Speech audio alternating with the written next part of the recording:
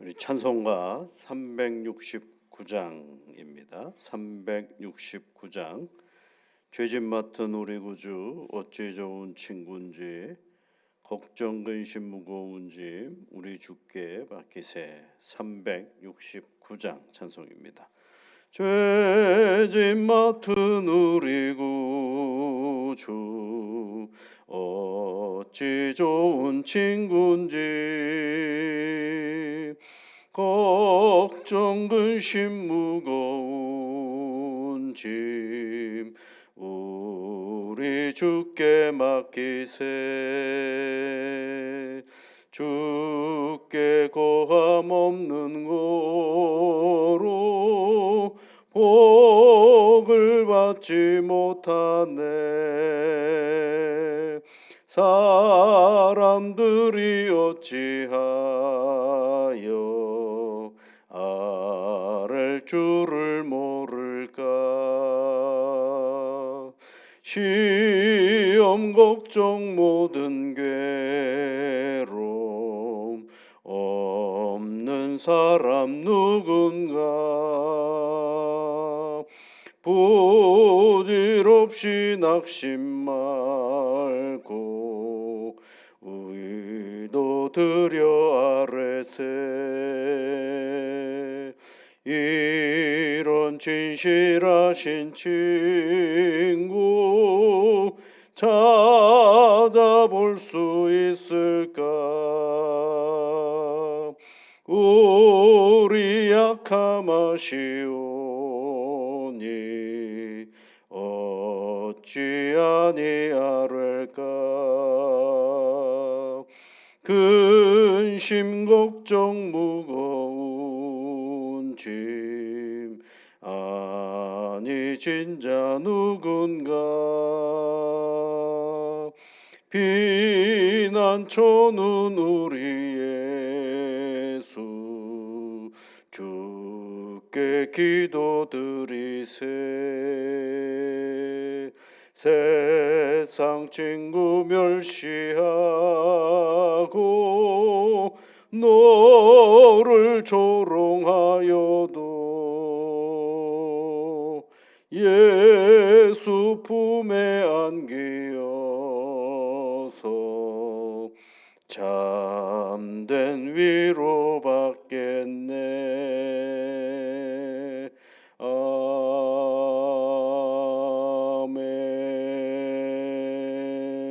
아멘.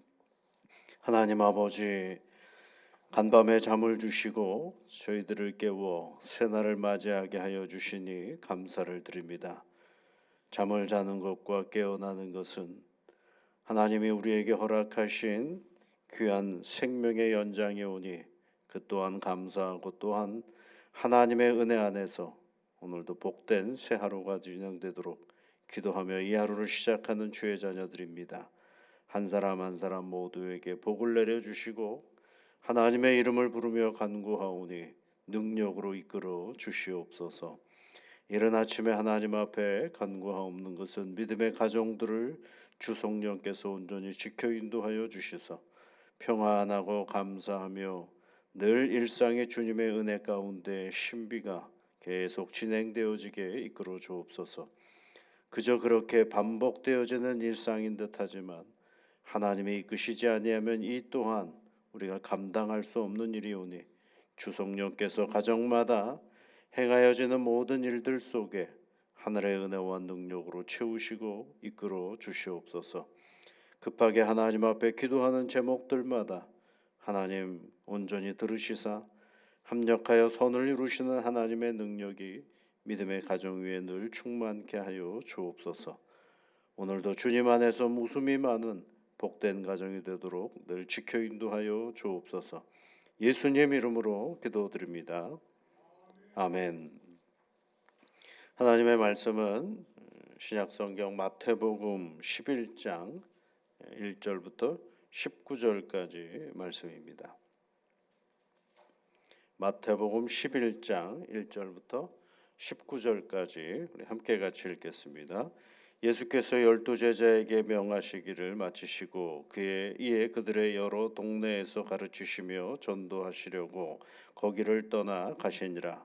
요한이 옥에서 그리스도께서 하신 일을 듣고 제자들을 보내어 예수께 여짜오되 오실 그이가 당신이오이까 우리가 다른 일을 기다리오리이까. 예수께서 대답하여 이르시되 너희가 가서 듣고 보는 것을 요한에게 알리되 맹인이 보며 못 걷는 사람이 걸으며 나병 환자가 깨끗함을 받으며 못 듣는 자가 들으며 죽은 자가 살아나며 가난한 자에게 복음이 전파된다 하라. 누구든지 나로 말미암아 실족하지 아니하는 자는 복이 있도다 하시니라. 그들이 떠나매 예수께서 무리에게 요한에 대하여 말씀하시되 너희가 무엇을 보려고 광야에 나갔더냐? 바람에 흔들리는 갈대냐? 그러면 너희가 무엇을 보려고 나갔더냐? 부드러운 옷 입은 사람이나 부드러운 옷을 입은 사람들은 왕궁에 있느니라. 그러면 너희가 어찌하여 나갔더냐? 선지자를 보기 위함이었더냐? 옳다. 내가 너희에게 이르노니 선지자보다 더 나은 자니라. 기록된 바 보라 내가 내 사자를 내 앞에 보내노니 그가 내 길을 내 앞에 준비하리라 하신 것이 이 사람에 대한 말씀이니라. 내가 진실로 너희에게 말하노니 여자가 낳은 자 중에 세례 요한보다 큰 이가 일어남이 없도다. 그러나 천국에서는 극히 작은 자라도 그보다 크니라. 세례 요한의 때부터 지금까지 천국은 침노를 당하나니 침노하는 자는 빼앗느니라. 모든 선지자와 율법이 예언한 것은 요한까지니 만일 너희가 즐겨 받을진대 오리라 한 엘리야가 곧 이 사람이니라. 귀 있는 자는 들을지어다. 이 세대를 무엇으로 비유할까? 비유하건대 아이들이 장터에 앉아 제 동물을 불러 이르되 우리가 너희를 향하여 피리를 불어도 너희가 춤추지 않고 우리가 슬피 울어도 너희가 가슴을 치지 아니하였다 함과 같도다. 요한이 와서 먹지도 않고 마시지도 아니하며 그들이 말하기를 귀신이 들렸다 하더니 인자는 와서 먹고 마시며 말하기를 보라 먹기를 탐하고 포도주를 즐기는 사람이요 세리와 죄인의 친구로다 하니 지혜는 그 행한 일로 인하여 옳다함을 얻느니라. 아멘. 예수님께서 제자들에게 말씀하신 이후에 이제 본격적으로 제자들과 함께 가르치시고 전도하시려고 길을 떠나신 그런 장면이 11장부터 시작이 되는 것입니다. 예수님이 이제 복음을 전하시면서 세상 속에 제자들과 함께 나아가실 때 첫 번째 어떤 사건이 일어났느냐 하면 요한이 옥에서 그리스도께서 하신 일을 듣고 제자들을 보내었다라고 얘기를 하고 있습니다. 요한이 옥에 갇혀 있었거든요. 왜 옥에 갇혔느냐면 당시에 유대를 다스렸던 헤롯 왕은 그가 가지고 그의 남동생이 하나 있었는데 남동생의 아내가 마음에 들어가지고 그 아내를 뺏어 버려요. 그런데 그 뺏기 전에 자기 멀쩡한 자기 아내를 하고 이혼을 해버리고 그 동생의 아내를 뺐는데 얼마나 파렴치한 일입니까? 그럴 때 이제 세례 요한이 그것을 비판을 했죠. 어떻게 그럴 수 있느냐라고. 그래서 당시에 실권을 가지고 있는 유다의 그 헤롯 왕은 이 요한을 이제 감옥에 가둬버리고 마는 것입니다. 그래서 광야에 있는 어떤 큰 토굴에다가 가뒀다라는 얘기가 있죠. 이제 거기서 이제 예수님이 어떤 일을 행하셨는지를 소리 소문을 통해서 듣게 됩니다. 그런데 이제 듣고 나서 제자들을 보내는 것이 뭐냐면 여러분 3절 말씀에 보면 오실 그이가 당신이 오이까 우리가 다른 일을 기다리오리까 라고 얘기를 하죠. 세례 요한은 예수님이 세상에 오실 때 세상 죄를 지고 가는 어린 양을 보아라 라고 얘기도 하고 예수님에게 세례를 베풀었던 그런 사람이죠. 그러니까 예수님이 전혀 어떤 분인지 모르지 않아요. 그런데 그가 오실 그이가 그럴 때 오실 그이가라는 이 표현은 유대인들의 하나의 관용구적인 표현이에요. 메시아를 기다리는 유대인들에게서 오시는 분 할 때 메시아를 얘기하는 거예요. 내가 당신이 메시아인 건 맞습니까? 아니면 우리가 다른 일을 또 기다려야 됩니까? 라고 묻는 것이죠. 그럴 때 예수님이 행한 것들을 보아라 라고 얘기를 하죠.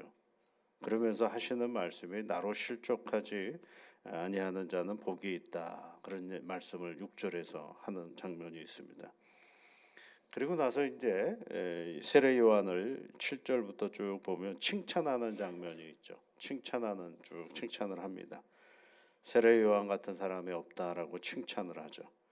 그러면서 세례 요한의 이야기를 보면서 주님이 하시는 말씀이 12절에 있는 말씀인데 세례 요한의 때부터 지금까지 천국은 침노를 당하나니 침노하는 자는 빼앗느니라 라고 얘기를 하시면서 당시에 세상이 어떻게 주님과 세례 요한을 비판을 하고 있는가를 설명해 주고 있죠. 18절 말씀에 보면 광야에서 먹고 마시지 않는 그런 세례 요한을 향하여서는 귀신 들렸다 이렇게 얘기를 하고 사람들과 함께 먹고 마시고 죄인과 세리들과 함께 있는 예수님을 향하여서는 세리와 죄인의 친구다라고 얘기를 포도주를 즐긴다 먹기를 탐하는 자다라고 얘기하는 그런 장면을 우리가 보고 있는 것입니다. 이게 전체적으로 다 세례 요한으로 시작한 이야기인 듯하지만 당시에 어떤 한 세태를 하나님께 주님께서 말씀해 주시는 그런 장면이죠. 여러분 세례 요한이 왜 오실 그분이 당신입니까? 라고 질문을 했을까? 그러면서 주님은 그 세례 요한과 그의 제자들에게 누구든지 나로 말미암아 실족하지 아니하는 자는 복이 있도다라고 얘기하는 거예요. 여러분 한번 잘 생각해 보십시오. 세례 요한이 광야에서 외쳤던 이야기가 뭡니까? 회개하고 회개하라 천국이 가까이 왔다라고 외쳤죠. 그게 이제 우리가 마태복음에 있는 말씀이죠.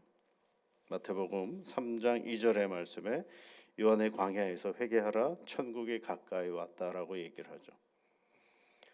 예수님이 요한이 잡히신 이후에 여러 곳을 다니시면서 비로소 전하신 말씀이 또 뭡니까?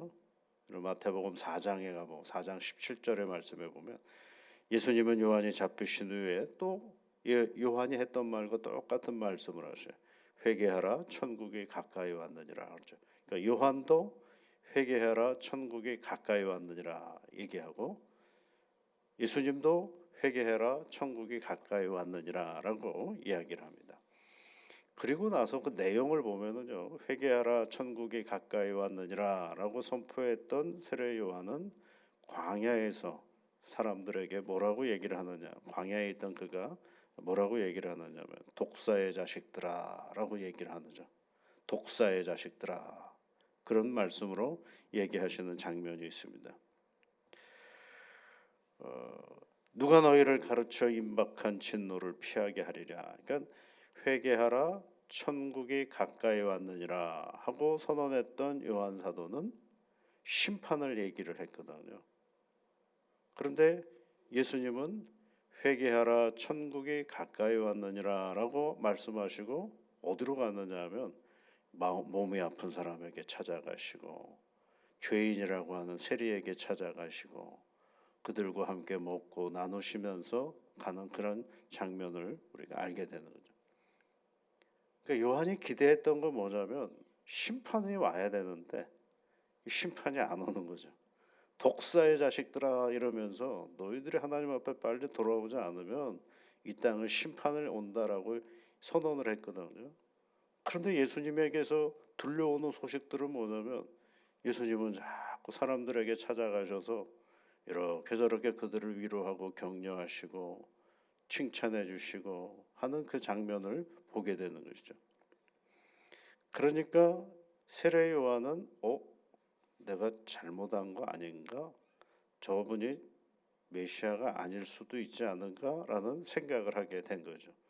그래서 제자를 그들에게 예수님에게 보내어서 예수님이 정말 오시는 그분입니까? 라고 묻게 된 것입니다. 그러니까 예수님이 그들에게 이론을 가르치지 아니하시고 어떻게 하는 거예요? 내가 행한 것들을 보아라라고 말씀해 주시는 것이죠. 그러면서 주님이 세례 요한과 제자들에게 해주신 말씀이 뭐예요? 나로 인하여 실족하지 않는 자가 복이 있다라고 얘기하는 것입니다. 이게 무슨 말씀이냐 하면 세례 요한은 심판이 와야 되는데 심판이 안 오기 때문에 주님을 의심하지 않습니까? 그러니까 뭐예요? 심판이 자기 나름대로의 근거, 신앙의 근거가 있겠죠.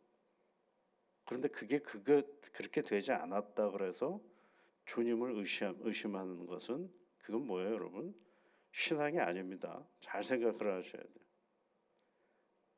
하나님의 아들이라고 하시는 분이 행하는 그 일에 내가 가는 것이 신앙이지, 내가 이 생각하고 내가 판단하고 이것이 옳다, 이것이 바른 거야라고 생각한 것에 주님이 와야 된다라고 생각하는 건, 그러니까 내가 옳은 것을 그분이 실행하는 것이 신앙이 결코 아니거든. 우리 자꾸 착각할 때가 있어요. 내가 옳은 게 있겠죠. 내가 여러 가지 경험과 지식을 가지고 판단한 어떤 옳음이 있겠죠. 그런데 그것이 그 옳음을 합당하게 하나님이 만들어가는 것이 결코 아닌 것이에요.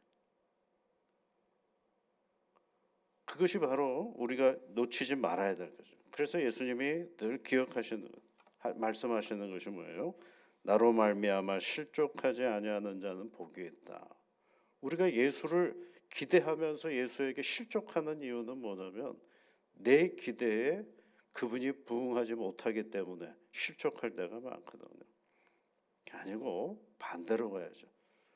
때로는 내가 생각하고 내가 판단한 것이 때로는 전혀 되지 않을 때도 있을 때, 그러나 주님이 내 하나님이라는 사실을 우리가 늘 기억하면서 내가 내려놓는 작업들을 계속 해내는 것입니다. 그렇지 않으면 늘 교회 생활을 하고 믿음 생활을 하면서 흔들릴 수밖에 없는 것이죠. 그러면 요한은 틀렸어라고 말할 수 있지 않겠습니까? 그런데 오늘 예수님은 요한보다 더 큰 사람이 없다라고 또 말씀하시는 거죠. 그것은 뭘 얘기하려고 하는 거냐면 우리가 알고 있는 모든 것들이 전부는 아니지만 부분은 가지고 있는데 그 부분만 알았다 그래서 그것이 틀린 것이 아니고 그것은 보완하고 새롭게 알아가는 그런 과정 속에 놓여 있다라는 사실을 우리에게 말씀해 주고 있는 것입니다. 그러면서 이제 그것을 말씀하시면서 예수님은 또 하나의 더 중요한 질문을 우리에게 해주고 계죠. 알듯 모르듯한 말이죠. 그게 뭐냐면 12절 말씀입니다. 세례 요한의 때부터 지금까지 천국은 침노를 당하노니 침노하는 자는 빼앗느니라라고 되어 있어요. 이것을 이제 이렇게 이해를 하시는 분들도 있다. 천국은 막 들이받아서 내가 들어가야 되는 곳이다라고 생각하는, 그렇게 이해하기도 하는 것이죠. 그런데 이건 그런 뜻으로 말씀하신 것이 아니라 하나님 회개하라 천국이 가까이 왔다라고 예수님도 말씀하시고 요한도 말했는데 그것을 방해하는 세력들이 있다라는 거죠. 그 침략하는 사람들이 있다라는 거예요. 천국에 들어가지 못하도록 방해하는 사람들이 있다라는 거죠. 그런데 그 방해가 한두 번으로 그치는 것이 아니라 계속해서 누구도 천국에 들어가는 것을 막고 못 들어가게 빼앗아 버리는 존재들이 있다라는 것을 말해주고 있는. 그게 누구예요, 여러분? 당시에 바리새인들과 서기관들이었고, 그리고 또 어떤 사람들에서 헤롯이라고 하는 정치 권력들이 그런 일들을 행했고, 또 예수님과 가까이 있다고 하는 사람들조차도 그런 일들을 행하는 거죠. 그래서 여러분, 예수님의 12 제자들이 결국은 예수님이 행하시는 모든 일들을 제대로 따라가지 못하도록 방해하는 그런 자리가 바로 이 사복음서에 다 등장해요. 그래서 제자들이 예수님을 쫓아다녔던 이 사복음서의 이야기는 제자들이 예수님을 잘 쫓아다녔다라는 것이 아니라 오히려 예수님을 쫓아다니면서 실패한 제자의 모습들이 거기에 다 기록이 되어 있는 것입니다. 그러니까 우리가 이런 자리가 있어요. 하나님이 우리에게 선포해 주신 이 천국의 자리를 늘 방해하는 세력들이 있다라는 것들을 염두에 두고 오늘 우리가 어떻게 가야 되는 거예요? 낙심하지 않고 그 세력에 대하여 적극적으로 대응해가면서 살아가라라는 것이 우리 주님께서 우리에게 말씀해 주고 있는. 그러면서 주님이 하시는 말씀이 그런 천국을 침노하는 존재의 어떤 한 형태를 말씀해 주시는 것이 뭐냐면 세례 요한이 광야에서 외칠 때 귀신 들린 자라고 얘기했다라는 것입니다. 예수님이 먹고 마시고 세리의 친구가 될 때 뭐라고 얘기를 하는 거예요? 세리와 죄인의 친구요, 먹기를 탐하고 포도주를 즐기는 자라고 비난하기 시작했다라는 것입니다. 그런데 여러분, 이건 말이 굉장히 틀립니다. 왜냐하면 마태복음에 가보면 마태복음 3장에 보면 광야에서 외치는 자의 소리가 있다고 했을 때, 세례 요한이 그 이야기가 있다라고 했을 때 그 마태복음 3장에 가보면 예루살렘과 요단과 그 가에 있는 많은 사람들이 누구에게로 갔다라고 되어 있느냐면 요한에게로 가 있다라고 되어 있어요. 그럼 또 미친 자들한테 그렇게 많은 사람들이 가게 됐나요? 그러니까 그 비난을 가만히 보면 이렇게 살짝 왜곡시키는 것들이 많이 있거든요. 그리고 또 여러분, 예수님의 세리와 그리고 창규와 약한 사람들과 치유하고 회복시키면서 갔을 때 그네들이 가지고 있는 가장 큰 힘은 뭐였습니까? 주님을 만나서 육신의 질병만 고친 것이 아니라 그의 영혼의 자리가 바뀌는 역사가 있는 것을 우리가 보지 않습니까? 그러니까 천국을 침노하는 존재는 못 가게 막는 것도 있지만 또 하나는 이리저리 교묘하게 그 하나님의 나라의 영역들을 못 보게 하고 알아채지 못하도록 교묘한 생각과 판단들로 이야기하는 것들을 보게 되는 것입니다. 그래서 이걸 잘 구별해 가면서 살아가는 거죠. 왜냐하면 지금도 주님이 해주신 말씀에 천국은 침노를 당하고 있습니다. 그 침노하는 자는 늘 그것을 빼앗으려고 애를 쓸 때 빼앗기지 않는 믿음의 자리를 우리가 늘 기억하면서 살아가야 하는 것입니다. 여러분, 예수님으로 인하여 실족하지 마시기 바랍니다. 오늘도 주님의 이름을 붙잡고 천국을 빼앗는 자들을 향하여 당당하게 대응해가면서 이 믿음의 길을 건강하게 걸어가는 새 하루가 되시기를 주의 이름으로 축복드립니다. 같이 기도하겠습니다. 하늘에 계신 우리 아버지의 이름을 거룩하게 하시며 아버지의 나라가 오게 하시며 아버지의 뜻이 하늘에서와 같이 땅에서도 이루어지게 하소서. 오늘 우리에게 일용할 양식을 주시고 우리가 우리에게 잘못한 사람을 용서하여 준 것 같이 우리 죄를 용서하여 주시고 우리를 시험에 빠지지 않게 하시고 악에서 구하소서. 나라와 권능과 영광이 영원히 아버지의 것입니다. 아멘.